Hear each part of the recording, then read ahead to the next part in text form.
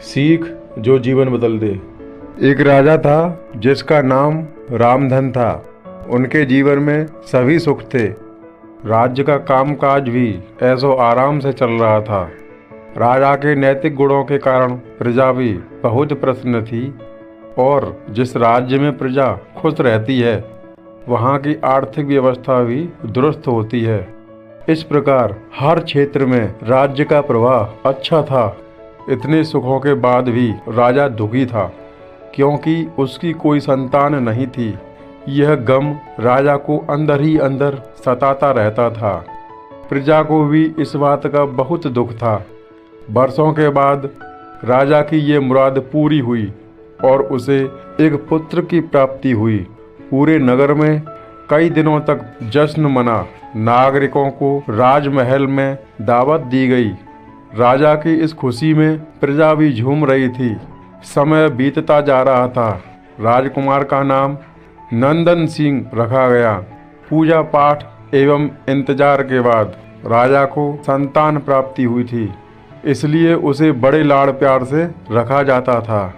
लेकिन अति किसी बात की अच्छी नहीं होती। अधिक लाड़ ने नंदन सिंह को बहुत बिगाड़ दिया था। बचपन में तो नंदन सिंह की सभी बातें दिल को लुभाती थीं, पर बड़े होते होते यही बातें बदतमीजी लगने लगी। नंदन बहुत ज़्यादा जिद्दी हो गया था। उसके मन में अहंकार आ गया था। वो चाहता था कि प्रजा सदैव उसकी जय जयकार करे, उसकी प्रशंसा करे। उसकी बात ना सुनने पर वो कोलाहल मचा देता था। बेचारे सैनिकों को तो वो पैर की जूती ही समझता था। आए दिन उसका प्रकोप प्रजा पर उतरने लगा था। वो खुद को भगवान के समान पूजता देखना चाहता था। आयु तो बहुत कम थी लेकिन अहम कई गुना बढ़ चुका था। नंदन के इस व्यवहार से सभी बहुत दुखी थे। प्रजा आए दिन दरबार में नंदन की शिकायत लेकर आती थी, जिसके कारण राजा का सिर लज्जा से झुक जाता था। यह एक गंभीर विषय बन चुका था। एक दिन राजा ने सभी खास दरबारियों एवं मंत्रियों की सभा बुलाई और उनसे अपने दिल की बात कही कि वे राजकुमार के इस व्यवहार से अत्यंत दुखी हैं। राजकुमार इस राज्य का भविष्य हैं। अगर उनका व्यवहार यही रहा तो राज्य की खुशहाली चंद दिनों में ही जाती रहेगी। दरबारी राजा को सांत्वना देते हैं और कहते हैं कि आप हिम्मत रखें वरना प्रजा निसहाय हो जाएगी। मंत्री ने सुझाव दिया कि राजकुमार को एक उचित मार्गदर्शन एवं सामान्य जीवन के अनुभव की जरूरत है। आप उन्हें गुरु राधा गुप्त के आश्रम भेज दीजिए। सुना है वहाँ से जानवर भी इंसान बनकर निकलता है। यह बात राजा को पसंद आई और उसने नंदन को गुरुजी के आश्रम भेजा।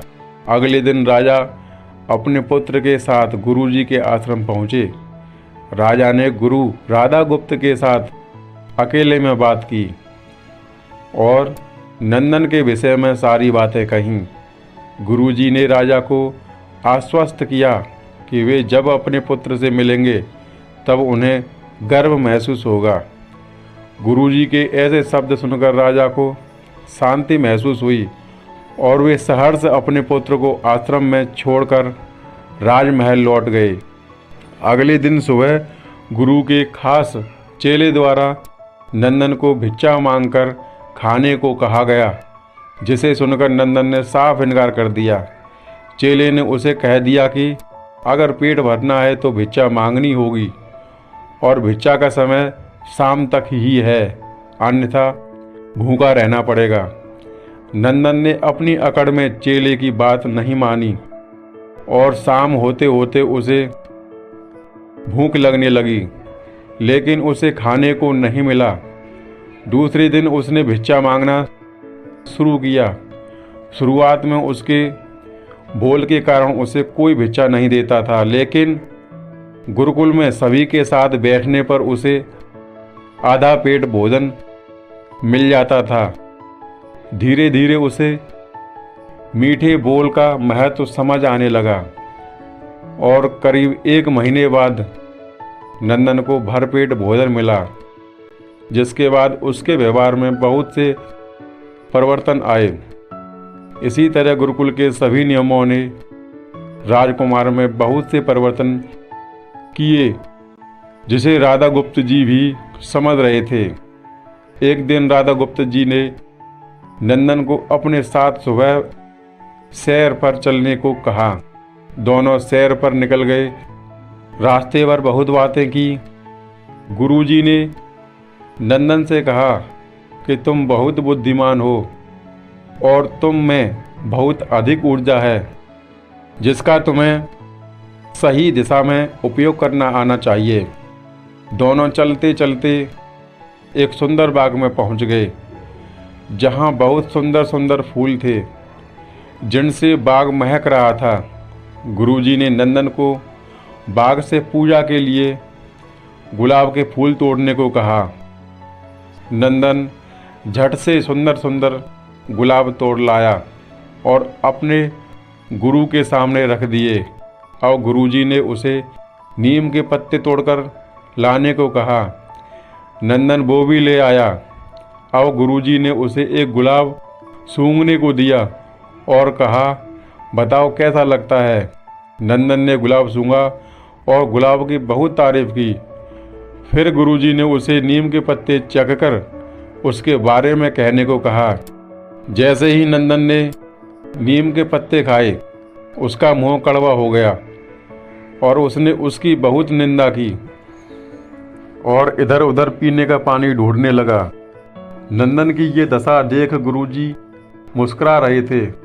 पानी पीने के बाद नंदन को राहत मिली।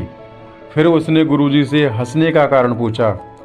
तब गुरुजी ने उससे कहा कि जब तुमने गुलाब का फूल सूंघा तो तुम्हें उसकी खुशबू बहुत अच्छी लगी और तुमने उसकी तारीफ की, लेकिन जब तुमने नीम की पत्तियां खाई तो तुम्हें वो कड़वी लगी और तुमने उसे थूक दिया और उसकी निंदा भी की।